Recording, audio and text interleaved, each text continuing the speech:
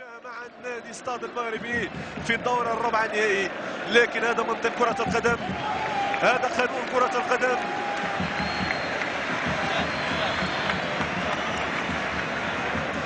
بمعمر الشاب، بمعمر الشاب في حاجة للثقة. معمرو وبمعمر متوضع في هذا الموضع اليوم. الكل في يده، الكل ما بين يديه في الضربة الترجيحية الحاسمة بحثا عن 3-2 في السلسلة الثانية من الضربات الترجيحية مع خالد العسكري. الثقة، الثقة، الثقة لمن؟ الثقة لمن؟ بمعمر والعسكري.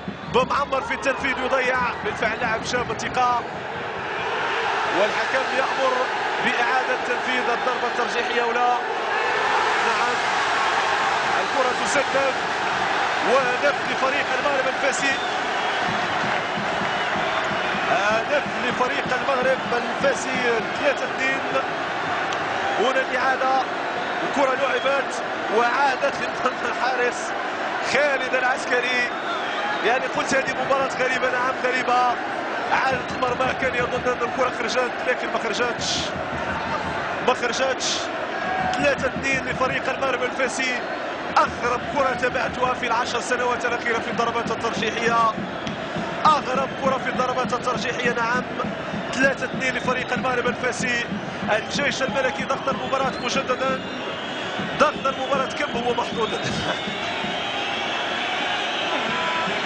ضربة ترجيحية لفريق الجيش الملكي، ضربة جواد بوعودة في التنفيذ. الكرة وتضيع المغرب الفاسي للدور الرابع النهائي.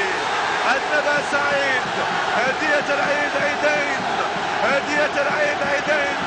الماس مؤهل لمواجهة ستاد المغربي هنا بهذا الملعب في المركب الجديد بمدينة فاس.